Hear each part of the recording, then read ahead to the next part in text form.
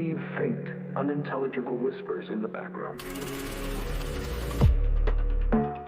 Let me start with a diagnosis. Is this you? You're probably one of the smartest people in any room you walk into. You can dissect complex ideas, see patterns others miss, and you've got more intellectual horsepower than 90% of the population. But here's the thing that's eating at you. When you look at your actual life, your reality doesn't seem to reflect any of that intelligence. You've read the books, haven't you?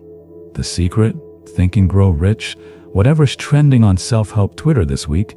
You've listened to the gurus with their perfect teeth and their perfect lives telling you to just believe and trust the process. You've tried the vision boards, the affirmations, the gratitude journals, and you've walked away with something gnawing at you. A deep, persistent skepticism. Good.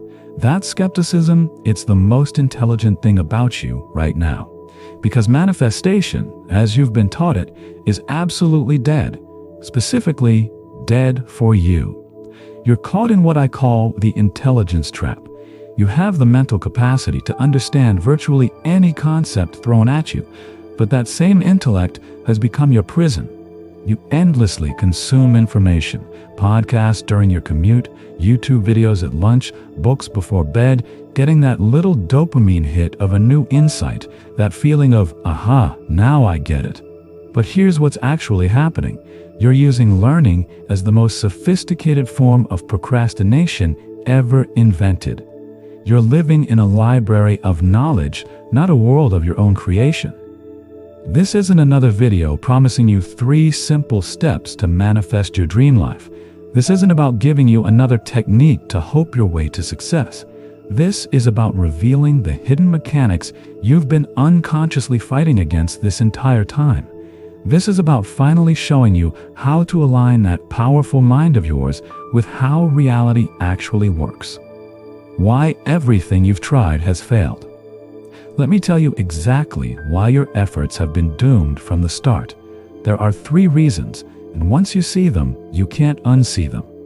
First, you're playing a morality game in a physics-based system. You believe the universe is some kind of cosmic judge weighing your goodness against your desires. It's not. The universe operates on laws as impersonal and predictable as gravity. It doesn't care if you're a good person. It doesn't reward virtue or punish vice. It simply reflects and amplifies whatever energetic state you're broadcasting most consistently. This is why intelligent, hardworking, genuinely good people stay frustrated. You think being competent and moral should be enough. You think if you just work harder, help more people, and follow the rules, eventually you'll be rewarded. But you're trying to win a chess game by being a better person than your opponent, when the only thing that matters is understanding how the pieces move. The universe doesn't owe you anything because you're smart. It doesn't owe you anything because you're good. It only gives you more of what you already are. Second, you think you have beliefs, but your beliefs have you. This is where it gets disturbing. You think beliefs are these little thoughts you can change, like switching radio stations. The reality is far more sinister. Your beliefs are active, self-preserving programs running your entire operating system. They're not passive ideas. They're living entities with their own survival instinct. Every belief you hold compels you to think, feel, and act in very specific ways. And those thoughts, feelings, and actions create external circumstances that prove the belief was right all along. It's a closed-loop system designed to perpetuate itself. But here's the part that will make your skin crawl. Your old self, that identity built from these beliefs, isn't just a memory. It's an active force in your psyche with one primary directive: survive at all costs. When you try to install a new reality, a bigger version of yourself, this old system perceives it as a threat to its existence, and it will sabotage you. You know that feeling when you're on the verge of a breakthrough and suddenly you self-destruct? When you're building momentum and then inexplicably make the exact wrong decision? That's not bad luck.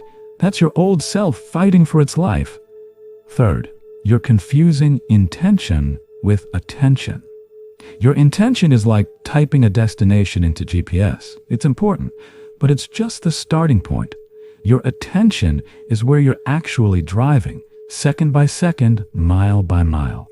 You can set the clearest intention for financial abundance, but if your daily attention is consumed by checking your bank account for problems, calculating how much you owe, worrying about next month's bills, you're driving in the exact opposite direction of your destination.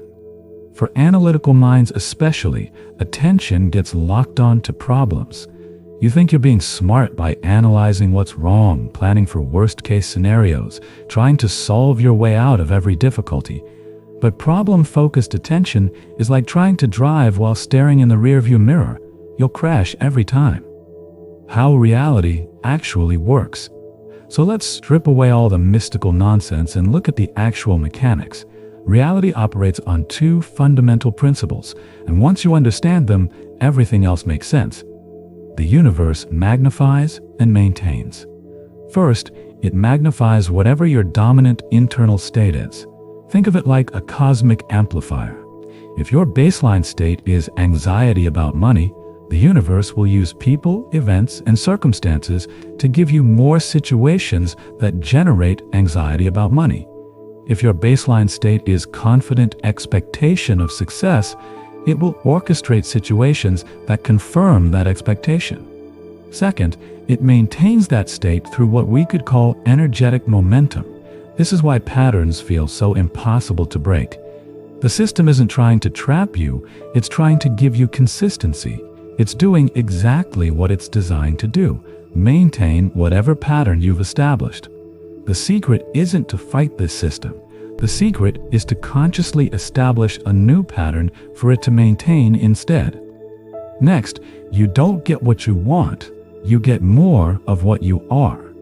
This is the paradox that has trapped every intelligent person who's ever tried to change their life. You cannot attract what you experience as lack. You can only receive more of what you already embody. As long as you're in the state of wanting something, really wanting it, feeling the absence of it, you're broadcasting the frequency of not having that thing. The universe reads that signal and says, "Oh, you want to experience not having this thing? Here are more situations where you don't have this thing." The entire game is to shift your state first, then allow the external to catch up. The bridge of incidence. Here's the insight that satisfies the skeptic in you. All creation is essentially instantaneous.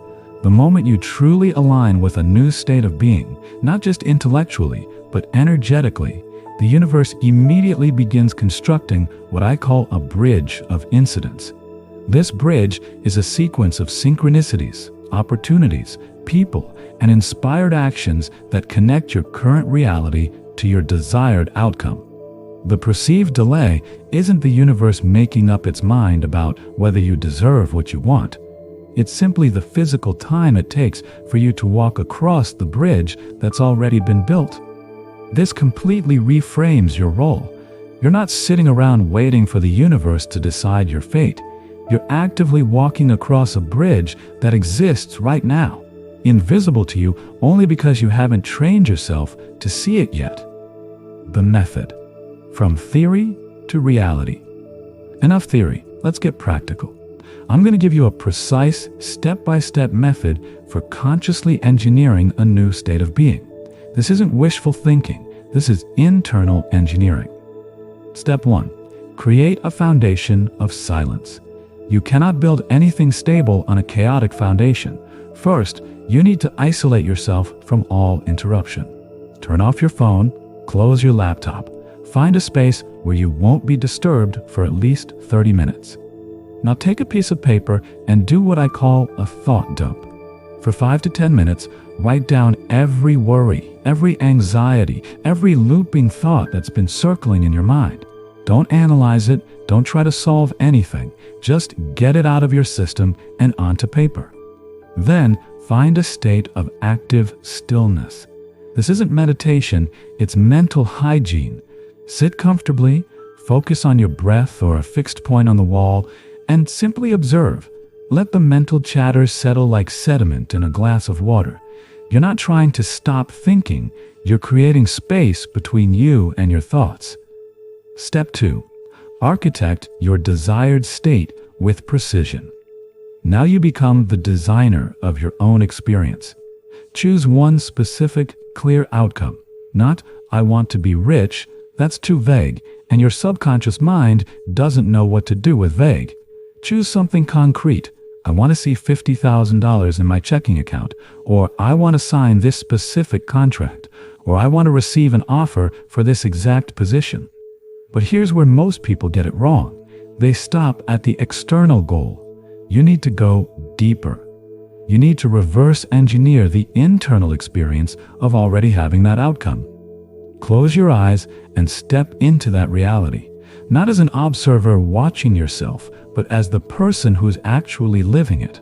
This is crucial. You're not visualizing yourself getting the thing, you're experiencing yourself already having it. How does it feel in your body? And I mean literally, where do you feel it? Is there a warmth in your chest, a settling in your shoulders, a different quality to your breathing? Most people skip this because it feels too subtle, but your nervous system speaks in sensations, not thoughts. Is it a sense of calm certainty, quiet confidence, effortless power? Here's the thing, don't use those generic words. Find your specific signature. Maybe it's what I call settled knowing, that feeling when you're so certain of something that you don't even need to think about it anymore. Or maybe it's quiet ownership, the way you feel about something that's already yours. No drama, no excitement, just yours. Now script the physical details with the precision of a method actor. How do you stand when you embody this state? I'm not talking about posture in general. I'm talking about the specific way your weight distributes, how your shoulders sit, the angle of your head. How do you breathe? Short and shallow, or deep and rhythmic? What's different about your facial expression, your voice? Most importantly, what's the core belief that this version of you holds as absolutely obvious? Not some affirmation you're trying to convince yourself of, but something that feels as natural and unquestionable as knowing your own name. Maybe it's something like, things just work out for me. Not because you're special, but because you've become the kind of person who naturally aligns with solutions. Or, I see opportunities everywhere. Not because you're desperately searching, but because you've trained your attention to recognize value where others see problems. Or maybe it's, I trust my instincts completely, because you've learned that your gut knows things your mind hasn't figured out yet. Or, people want to work with me, not because you're manipulative, but because you've become genuinely valuable to be around. The key is finding the belief that feels like putting on a piece of clothing that fits perfectly. It's not foreign or forced, it just feels like who you actually are when you're operating at your best. Step 3. Stress test your new reality. This is where your analytical mind becomes your greatest asset instead of your biggest obstacle. You're going to run 2 simulations, and you're going to be ruthlessly thorough about it. First, the success simulation. From your state of stillness, load up that feeling you just designed. Now, mentally walk through your desired scenario in first person with full sensory detail. But don't just visualize it, live it. What's the temperature of the room? What sounds do you hear? What's the texture of the paper you're signing or the weight of the phone in your hand? Here's the critical part. Run this simulation until your nervous system can't tell the difference between the visualization and a real memory. Your brain doesn't distinguish between vividly imagined experiences and actual ones. Use this to your advantage. Make it so real that when you open your eyes, part of you is surprised to find yourself back in your current reality. But here's where it gets really interesting and where most people stop because it's uncomfortable. You're going to run the failure simulation. Your mind is already doing this anyway, usually at 3 a.m. when you're trying to sleep, so we might as well make it useful. Identify the 2 or 3 most likely ways you would sabotage yourself. Be specific. be brutal. Maybe you'd get scared right before the final step and find some excuse to delay. Maybe you'd second-guess yourself and start seeking more opinions from people who've never done what you're trying to do. Maybe you'd hit one obstacle and use it as evidence that this stuff doesn't work, so you can go back to the comfortable misery of your old patterns. For each potential failure point, script your optimal response. But not with those generic motivational quotes that sound like they came from a poster in a high school guidance counselor's office. Script real responses. If I feel scared, I'll remember that fear and excitement are physiologically identical. The only difference is the story I tell myself about the sensation. I'll name it as excitement and move forward. If I hit an obstacle, I'll remember that obstacles are just information. They're telling me something about the path I need to adjust, not evidence that I should quit. Or maybe, if I start seeking validation from others, I'll remember that most people are operating from their own limitations and fears, not from knowledge of what's possible for me. I'll trust my own judgment over their comfort with my small life. This isn't positive thinking. This is strategic preparation. You're essentially doing what special forces do, rehearsing for every possible scenario so that when it happens in real life, you've already practiced your response. No panic, no improvisation, just execution of a plan you've already refined. Step 4. Install your new operating system. The final step is to compress this entire simulation into that single feeling you identified in step 2. Think of it like creating a zip file. You're taking all the complex data and condensing it into one simple access point. That feeling becomes your new default state, your new baseline. But here's what most people don't understand. You can't just decide to feel different and expect it to stick. You have to literally rewire your nervous system, and that requires repetition with intensity. Here's how you do it.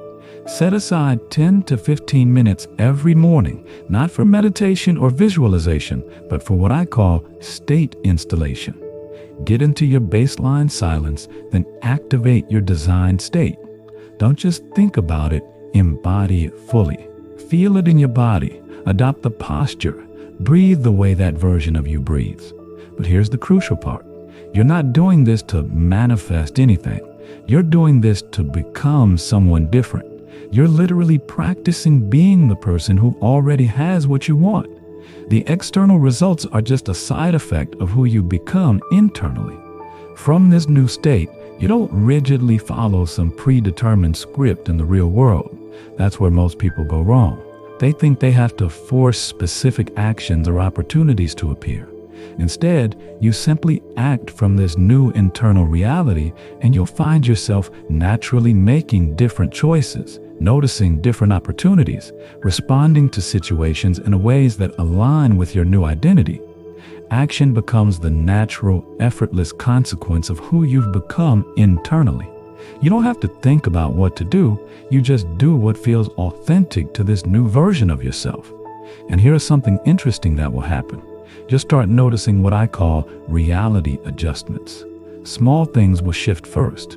Maybe someone mentions exactly the opportunity you've been looking for. Maybe you get an unexpected phone call.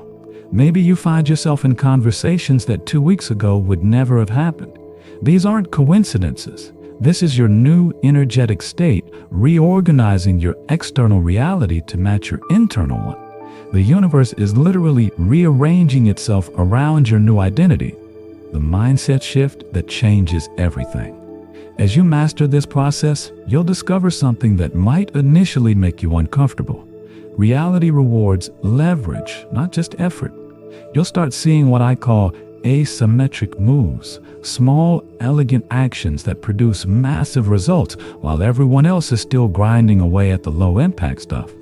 And this is where most of you will hit internal resistance.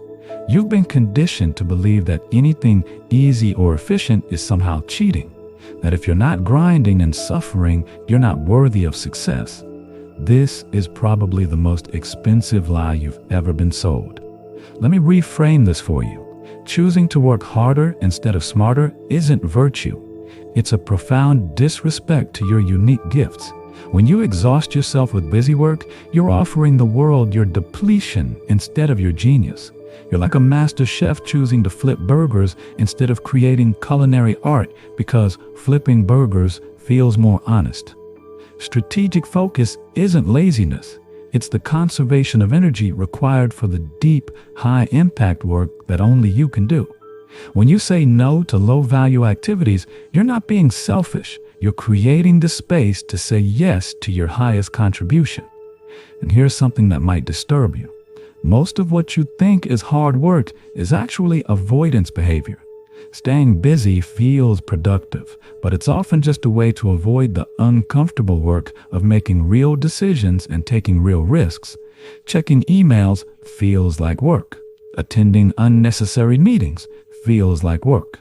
Researching every possible option before making a decision feels like work. But none of that is actually moving you towards your goals. It's just making you feel virtuous about staying busy. Real work, the kind that actually changes your life, often feels uncomfortably easy once you know what you're doing.